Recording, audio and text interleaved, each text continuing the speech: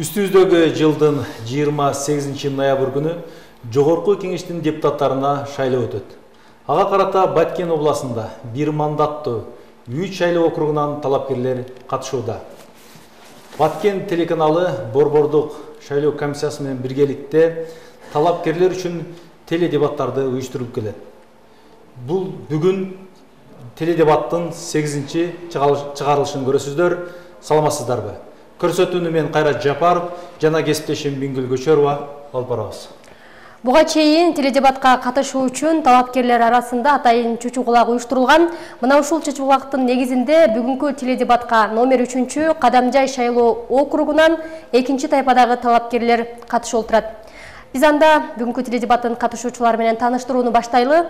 Биринчи талапкер Миркадыров Мухтар Мирсалиевич. Саламатсызбы? Саламатсыз. Студиябызга куш келиптирсиз. Рахмат. Ал эми экинчи талапкер Маманова Розакан Султановна. Саламатсызбы? Саламатсыз. Студиябызга куш келиптирсиз. Рахмат. Ошондой эле бүгүнкү теледебатка Атажанов Рыспек Исламович дагы катышмак, бирок ал жүйөлүү себептерге байланыштуу теледебатка катыша албай тургандыгын билдирген.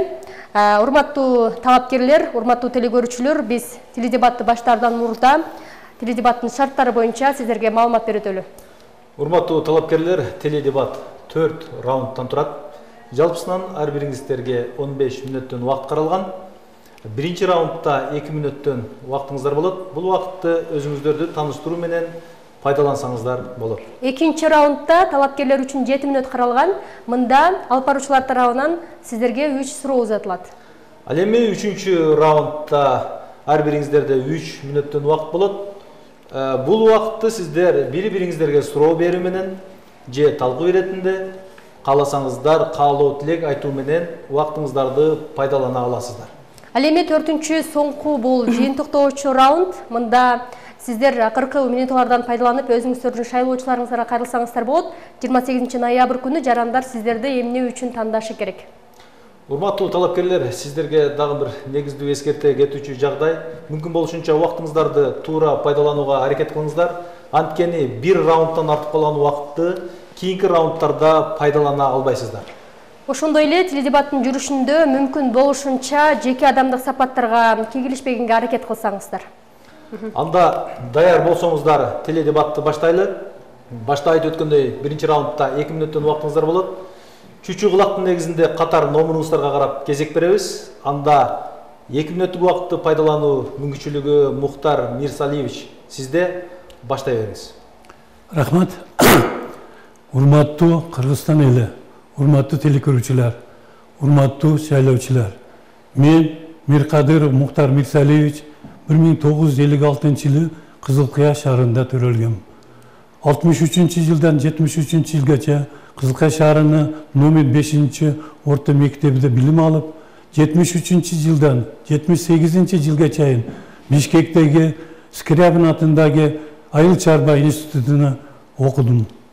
78-жылдан 82-жылга чейин Кызылкыя шаарынын Кызылкыя совхозунда комсомол комитетинин катчысы болуп жумуштадым. 82-жылдан 2004-жылга чейин мен Кызылкыя шаарынын ички иштер бөлүмүндө жана Баткен облусунун каржы полициясында старший инспектор болуп жумуштадым. 1989-жылдан 1994-жылга чейин Казакстандагы Караганда шаарында КВШ деп русчасында айтат, Карагандинская высшая школа милицияны билим алып, өзүм юрист деген номду алдым. 2004-жылдан бүгүнкү күнгө чейин бизде Элсай деген коомдук фонду президентимин. Бул коом правозащитный организация эсептелип, адамдардын укуктарыны защита кылат. Эми мен ушу 20-15 жылдын ичинде 50-дан ашык проекттерди утуп, адамдар укуктарыны бардык тармактарда багларды защита кылып келдим. Азыр 1000-дан ашык адамдарга бекер, акысыз юридика консультациялар бердим, акысыз адвокаттык услугалар жараттым. Бардыгыга 1000-дан ашык адамдарга инвестицияларды алып келип, бардыгыга подаркалар за границаның подаркаларына, границалардан. Рахмат, Мухтар Мирсалиевич, тилекке каршы сиздин убактыңыз бүтүп калды. Дагы буюрса алдыда убакыт берилет. Толуктасаңыз болот. Азыр эми кезек Маманова Розокан Султановна сизде өзүңүздүн шайлоочуларыңызга кайрылып, өзүңүз жөнүндө маалымат берсеңиз болот. Рахмат, урматтуу кыргыз элим, урматтуу мени колдоп көрсөтүп жаткан шайлоочуларым. Менин аты жөнүм Роза Маманова. 1979 жылы 25 февраль Ноокат району Көкжар айылында төрөлгөм. Менин 2 жогорку билимим бар, юридикалык жана экономикалык билимим.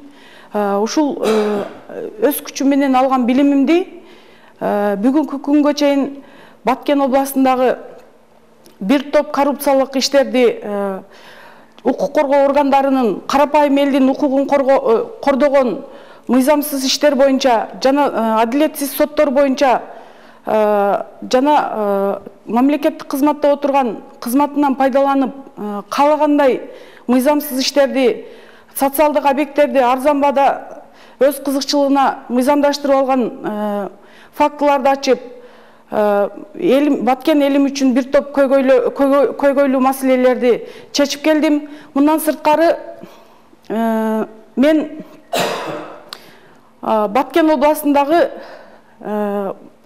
кен байлыктарды мыйзамсыз лицензияларды берип, алардын мамлекетке салык төлөбөй жаткан коррупциялык кылмыштарын ачып, мамлекетке бир топ миллиондогон акчаларды төктүрүүгө үлгүрдүм. Мына ушул кыргыз элиндеги, өлкөмдөгү бир топ коррупциялык иштердин ишке ашыруу үчүн мен атайын ушул жогорку кеңешке бел байлап, ушул максаттарды ишке ашыруу үчүн аттандым. Дагы сиздин карамагыңызда 5 секунд убактыңыз бар, пайдалансаңыз болот. Мен шайлоочуларыма айтып кетейин дегеним, ушул сиздердин мага... Рахмат. Анда эмесе биз биринчи раундду жыйынтыктайлы, экинчи раундду баштай берели. Мында башында айтып өткөндөй 7 мүнөт убакыт бар. Алып баруучулар тарабынан сиздерге 3 суроо узатылат. 7 мүнөт убакыттын ичинде жооп беришиңиздер керек болот 3 суроого. Анда мен суроону Мухтар Мирсалиевич сизден баштасам. Биринчи суроо, сиз депутаттыкка талапкер катары канчанчы жолу бара жатасыз? Бул жолу кандай программа менен шайлоого баратасыз? Депутат болсоңуз, кандай жумуштарды ишке ашырайын деп пландап жатасыз? Мен Кызылкай шаарында 3 жолу шаарга депутат болгонмун. Жогору кеңешке партиялардан 3 жолу мурда талапкер катары барганбыз, партиябыз өтпөгөн. Шу катары азыр мен жаңы шайлоого президентимизге азыр биринчи сөзүмдө президентибизге чоң рахмат айтам.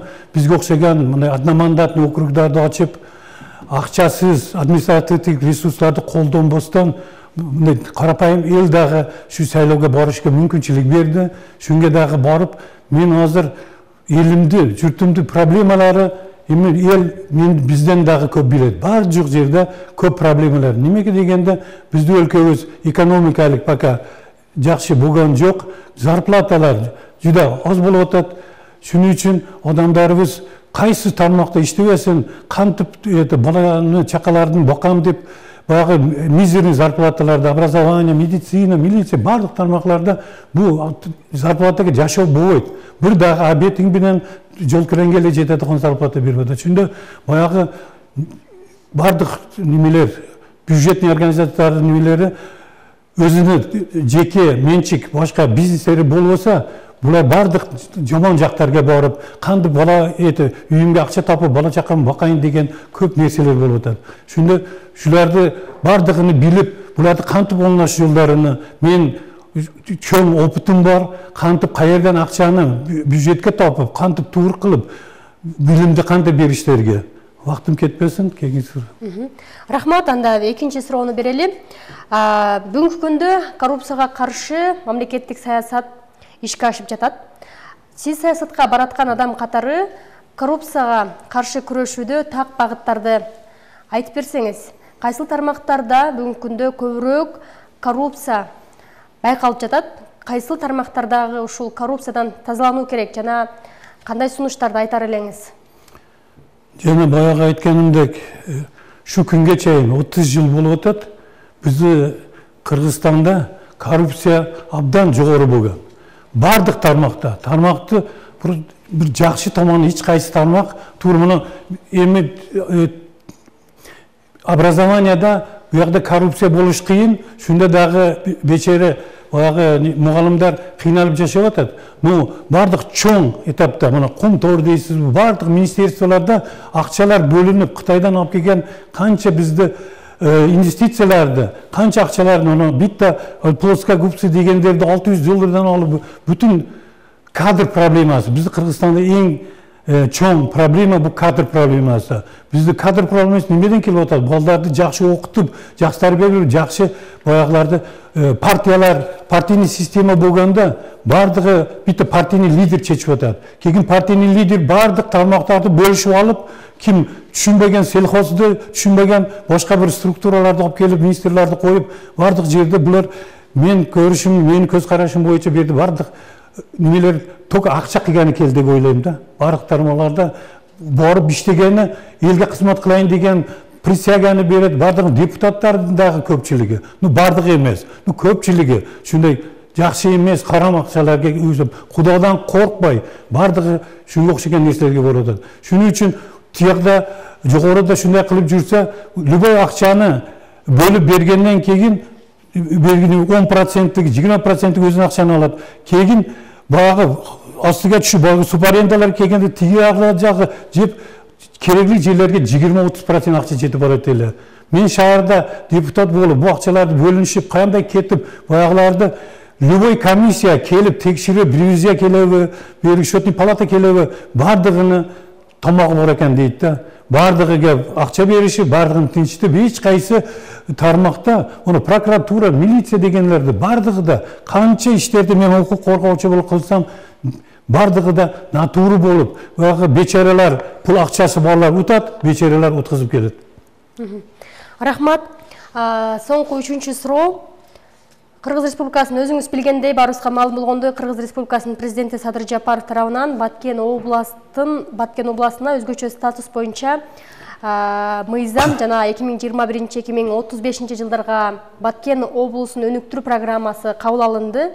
Анын алкагында ошол жыл сайын облустун социалдык-экономикалык өнүгүүсүнө багытталган долбоорлорго мамлекет тарабынан 500 миллион сомдон ашык каражат каралары айтылып жатат.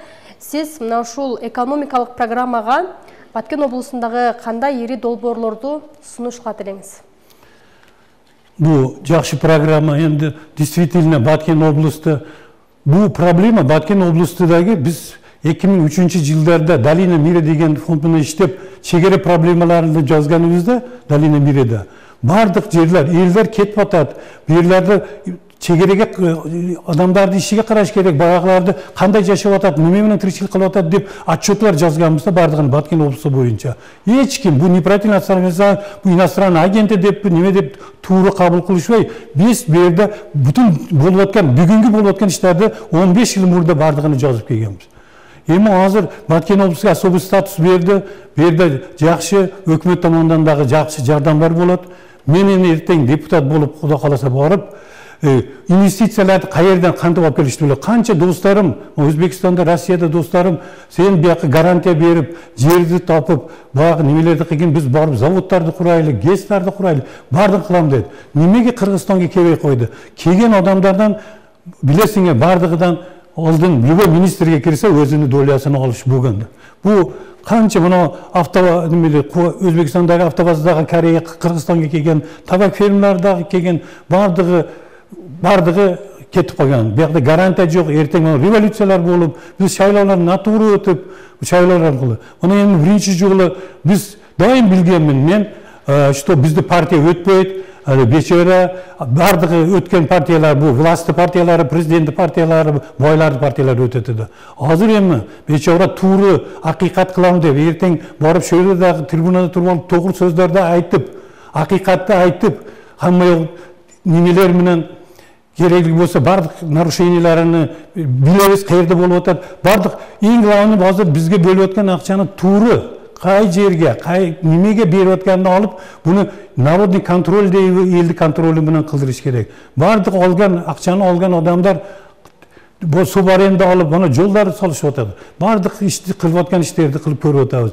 Бардық да натуры ақшаны пайдаланып, қантып шу жерден ақша алайын деп, көпірақ чоңлар қылады. Кейін бейшара елдер тур ішлесе дағы налог жетішпейді, ақшасы жетішпейді, елдер өз қиналып жатады. Шын үшін мен Баткен облысыға көп инвестициялар, мини-гестер, мини-заводлар, достарым келіп бардық қаншасы қылам деді. Бұларды Құдайым қаласа ертең қылауыз. Бізді Баткен облысында ең жақсы облыстардан болып, Қырғызстанды ең алдыңғы немесіге шығады. Бұнға ішенем, Құда қаласа бізді еліміз мехнетті, жүнішті қачпайды. Бұлар ең жақсы адамдар. Шын үшін мен елімізге ертең мені сайлашаңар, мен Құда қаласа бардық жерлерді порядок қылышқа қолымнан келгенін қылып беремін. Рахмат, Мұхтар Мирқадыров, сіздің қарамаңызда даған бір секунд уақытыңыз бар. Пайдалансаңыз болады, оңыз бар. Шайлаушылар мені номерім 12-де одномандатный округда. Рахмат, сіздің уақытыңызда соңына шықты, анда жооп беру мүмкіншілігі Розақан Маманова сізде. Сіздің қарамаңызда башта айтып өткендей 7 минут уақытыңыз бар. Бұл уақытты алып барушылар тарапынан берілген 3 сұрауға пайдаланасыз. Анда бірінші сұрауын ұзата берейін. Розақан Султановна, чоң саясатқа баруыңыздың себебі емнеде? Шайлаушыларға берген убадаңызды реалдуу ишке ашыруунун кандай жолдорун иштеп чыктыңыз? Менин негизги саясатка баруумдун биринчи максаты биздин өлкө коррупцияга баткан өлкө. Ушул өлкөмдөгү коррупцияны жоюу жана канчалаган укугу кордолгон мигранттарыбыздын, жетим балдардын укугун коргоп, жана өлкөбүздөгү чоң коррупцияларды бөгөт коюу үчүн мен ушул чоң саясатка аттандым. Мен шайлоочуларыма айтайын дегеним, мына Баткен обласы, өзүңүздөр билесиздер, мурда Баткен айыл болгон, Ош обласынын карамагында. Азыркы күндө дагы билесиздер, бала бакча жетишсиз, больницада кардиологический Баткен область статусубуз алганыбыз менен кардиологический бир чоң центрибиз, борборубуз жок. Майыптар үчүн реабилитациялык бир борборубуз жок. Мисалы, ошол айыл убагындагы Баткен областына ылайыкташтырылган оорукана, мына бүгүнкү күндө дагы ушул оорукана канчалаган орун жетишпейт, абалы өтө оор. Бала бакчаларыбызды болсо мына коррупцияга баткан Баткен мамлекеттик университетинин зданиясы тартып алган, жана башка бир социалдык объекттерибиз бүгүнкү күндө арендада отурат, олигархтардын колунда арендада отурат. Мына Баткен областынын эң чоң олигархы Решаласы дейбиз, ушундай Бурханов дегендердин арендасын төлөп отурат. Розақан Султановна, мүмкүн болсо, ошо программаларыңыз боюнча өзүңүздүн мындан кийинки иш аракеттериңиз боюнча айтып өтсөңүз жакшы болот. Башта айтып өткөндөй, эреже боюнча кимдир бирөөнү каралоого же сын тагууга бизде мүмкүнчүлүк каралган эмес. Ошон үчүн убактыңызды, өзүңүздүн программаңызды айтуу менен пайдаланууга жумшасаңыз деп. Мен ушул өтө бардык тармакка батып калган ушул коррупцияны жоюу максатында мен бел байлап атайын шайлоочулардын ишеничин актайм деп аттандым. Мына аймактарыбызда билесиздер, бизде эң негизги киреше булагы миграция. Мигранттарыбыздын бүгүнкү күндө балдары мышык ыйлайт. Ушул мигранттарыбыздын балдарына көзөмөл кылган адистер жетишсиз. Аныгырагы район боюнча бир эле адис ушул бардык айыл аймактардагы айыл өкмөттүн мигранттарына бир эле адис көзөмөл болот экен. Бул өтө туура эмес. Анткени бул райондо отурган адис айыл аймагындагы мигранттарыбыздын балдарын бардыгын көзөмөлгө алууга жетише албайт. Ушул айыл өкмөттөрдө дагы ушул мигранттарыбыздын балдарын көзөмөлдөгөн адистерди көбөйтсөк, мына көрүп атасыздар, жаш балдардын арасында зордук, зомбулук болуп атат. Өспүрүмдөрдү канчалаган тагасынын колунда, тайнесинин колунда калган мигранттарыбыздын балдары бүгүнкү күндө мына кордолуп атат. Баткен областында билесиздер, мына эң коркунучтуу окуялар дагы мына биздин Баткен областынан чыгып атат. Жолдош аялын өлтүрүп койгон.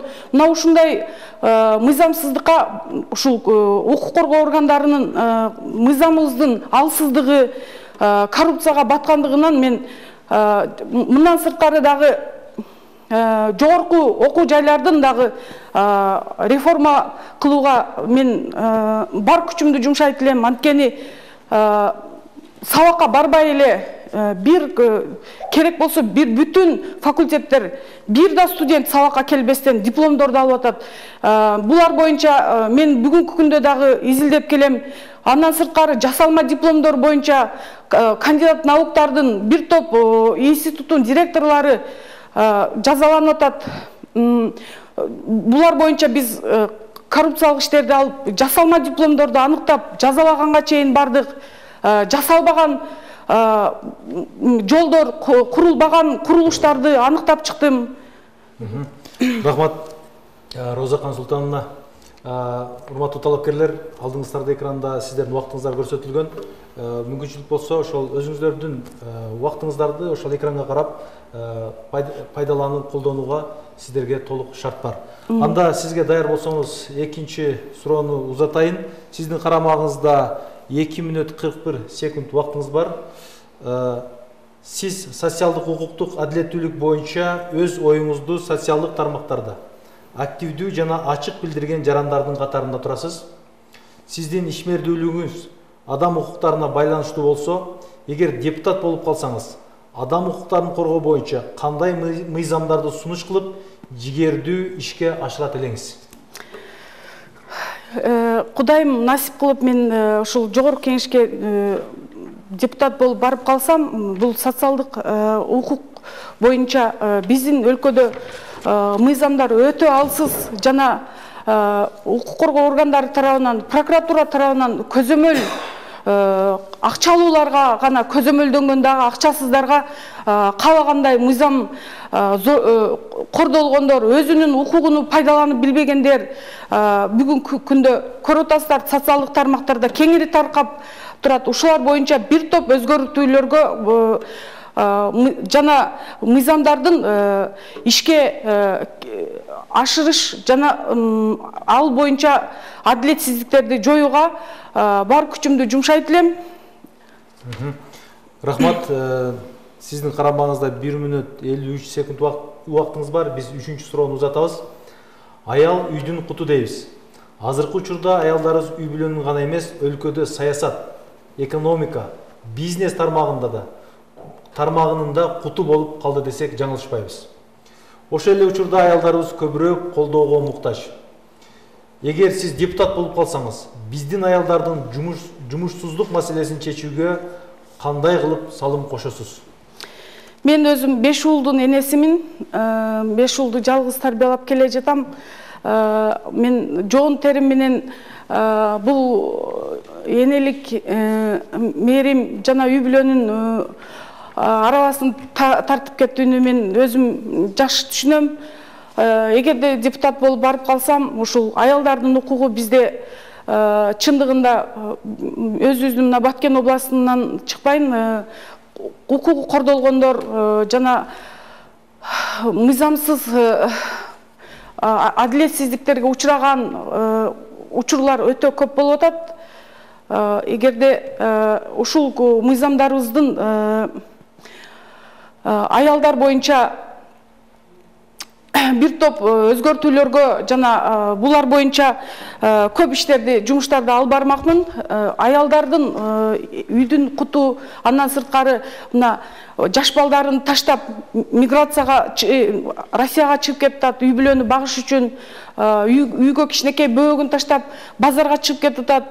Ушул эркектерибизде деле жумушсуздуктан аялдар айла жоктон ушинтип көчөгө чыгып акча таап үй бүлөнү сүйрөп кетип бала чаканы багып атат. Мен дагы бир айтып кетчү нерсе, бул аялдарда биздин Кыргызстанда мыйзамдар аялдар үчүн өтө аялдарга мындай кандай десем, мисалы үчүн семья бузулса, күйөөсү менен аял ажырашкандан кийин аялында бала чака калып калат дагы, алименттер өтө аз. Ол 1000 сом 1/3 бөлүгү күйөөсүнүн пайдасынан 1/3 бөлүгү балдарга алимент ажыратылса, ошол алимент айына бир балага.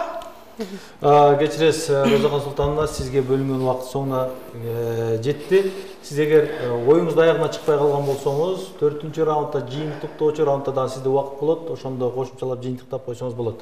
Ал эми биз урматтуу телекөрүүчүлөр, урматтуу талапкерлер, 3-чү раундду баштайбыз. Баштайт өткөндө 3-чү раундда ар бириңиздерде 3 мүнөттөн убактыңыздар болот. Бул убакытты бири-бириңиздерге суроо берүү менен пайдаланууга мүмкүнчүлүк бар. Анда жооп берүү боюнча Мухтар Мисалович убакыт сизге берилет. Сиздин карамагыңызда 3 мүнөт убакыт. Ал эми Розахан Султановна, Мухтар Миркадыровго болгон сурооңузду узатсаңыз болот. Бул жак наоборот мага биринчи суроо берем деди эле. Эми биз чүчү кулактын негизинде катар номуруна карап мүмкүнчүлүк берели. Бересиңиз болот. Эми сиз айылдык кеңеште, Кызыкай шаардык кеңеште депутатсыз. Жана сиз 2009 жылы, 2010 жылы сиз Миркадыров, Кадыржан Батыров менен сиз жакшы мамиледе болгонсузбу? Болгом. Сиз анын партиясында өкүл болуп тургансызбы?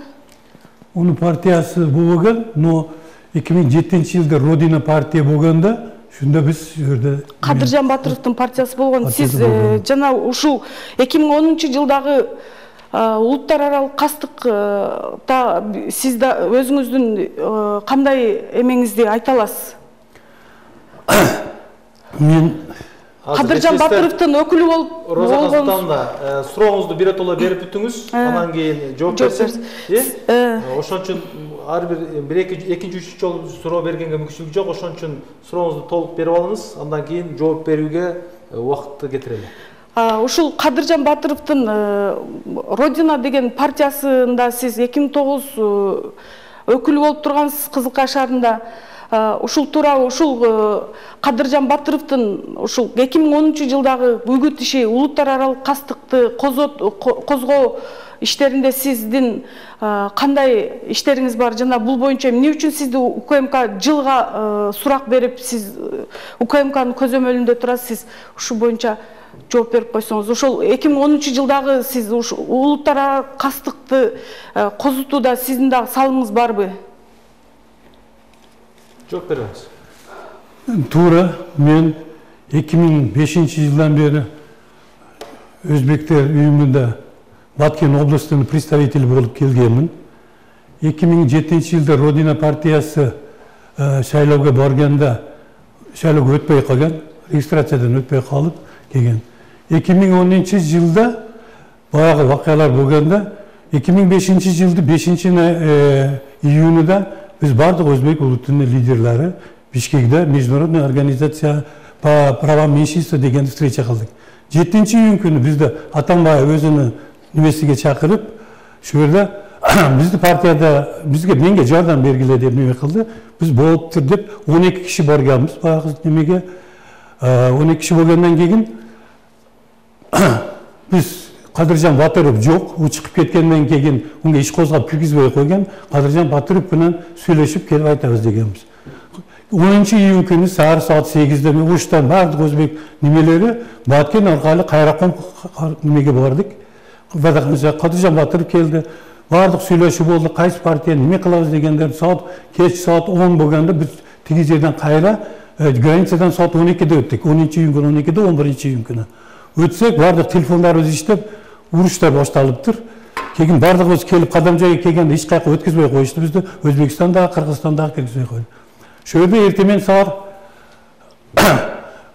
12'ge чейин барлығы шөлде болдық. Келген 12'de kim қаяққа ептеп 11 июнь күні кеч барлығымыз мен әлгі арқалық башқа жолдарымнан үйізге бардығымыз болдық. Bir yerde 10 iyun күндегі бардық немесini мен международный организациялардан СМБге дағы бардығы айтып атам. Біз бардық Өзбекстан немелері чекереден өтіп, жақта болғанбыз. Біз 11 iyun күні кеч үйізге келгенбіз. Бұяқта қандай бошталған ұяғыны Аллах біледі деп. Келген ұяқта болғанда мен Қызылқа күніге Қызылқа есімбі Уран деген начальник есімбі болған, мені шақырып Мұхтар әке, Ошта неме болса болып отады, келің біз Қызылқияда еш бардық нәрсені ұлттарды сақтайлық. Ошта өздері ақы болады деп. Күніге ертемен шығып, балдарымен қойғылап, мұндай деп встречалар өткізіп, бардығын қылып жүрдік. Есімбі мені үшін бойынша шақырады, сұрайды. Осы әлгі оружие тарқатың деген сөздерге оқшаған. Есімбіз, әгер не только оружие, сөз сөйлеп қойсаңа барып қамап қояды да. Шүнге оқшаған бұл құруқ ұшақ сөздері менге қарсы болып отқан іштер. Шүнге бардығы вақты өстіге. Рахмат, Мұхтар Мирсалиевич, сіздің уақытыңыз соңына келіп жетті. Ал эми жооп берүү мүмкүнчүлүгү Розахан Маманова сизде, карамагыңызда 3 мүнөт убакыт бар. Ал эми суроо берүү Мұхтар Мирсалиевич сизден, Розахан Султановнага болгон сурооңузду узатабыз. Розахан Султановна, мен енді бір шаарда жашайбыз. Сіз кылып аткан иштер чоң иштер, бардык резонанс иштерди кылып, эң катта коррупция жерлерди немеге чыгарып, ачыкка чыгарып, баягы жерде өзүңүз коркпой, аял башыңыз менен көп иштерди кылып атасыз. Сизге чоң рахмат дейбиз. Мен дагы правозащитник, мен карапайым элди күнүк проблема. Сизге şu en rezonans işleriz, kay yerlerde kaysı dereceye jetip nime boldu, kaysı bir elde aldı da aytadigan sözleriz qanday bolot atşonaymiz. Rahmat. Men en rezonans temamды айтсам, бұл 2013 жылдан бери биздин Баткен областында 200 жыл ташыса түгөнгүс кен байлыгыбыз Кадамжай району Майдан айыл өкмөтүндө жайгашкан Белалма көмүр кенибиздеги уурулукту мен ушул күнгө чейин күрөшүп келем. Бул Белалма көмүр кенибиз 200 жыл ташыса түгөнгүс байлыгыбызды, кара алтыныбызды. Сиздер билесиздер, Атамбаевдин учурунда Икрам Саттарович деген айдоочусу болсо, ошонун калкалоосу менен Оштун көмүскөдө кожоюну Жалил Атамбаев деген олигарх, жемкор Розахан Султановна, кечирип коесуз, дагы бир беш арча жоопкерчилиги чектелген. Келиңиз, жооп берип жатканда ким же кээ бир атаандашыңызды же бир кайсы бир инсанды каралоодон же ага сын тагуудан алыс болуп, негизинен ушул суроого жооп берсеңиз жакшы болот. Конкреттүү бир адамдарды атоодон алыс болуңуз, анткени бизде эрежеден ошол Белалма көмүр кенибиздеги коррупционерлердин жүзүн ачып, жана өзүңүздөр билесиздер, Ыдырыс Исаковдун чыгарылыштарында дагы, ютубтарында дагы кеңирип тараган, миллиондорду төлөбөй качып жүргөн ушул Жалил Атамбаевдин биздин Белалма көмүр кенибизде дагы Жаңыдоор жоопкерчилиги чектелген компаниясы, Беш арча жоопкерчилиги чектелген компаниясынын мыйзамсыз уурулуктарын мен ачып чыгып, мамлекетке миллиондогон акчаларды төктүрдүм. Бирок бүгүнкү күндө мен ушул түз эфирден кайрылып, бийликке да кайрылат элем.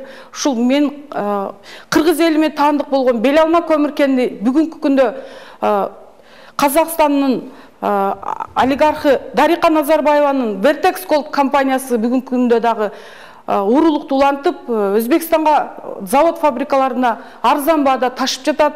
Мүмкүн болсо ушул Зулушев, УКМКнын төрагасы Камчыбек Ташиев уурулукту токтотсо, жана мамлекетиме бүгүнкү күндө келтирген 15 миллиарддан ашык зыянды казынага төктүрсө деп мен суранып кетет элем. Буга чейинки төккөн акчалары аздык кылат.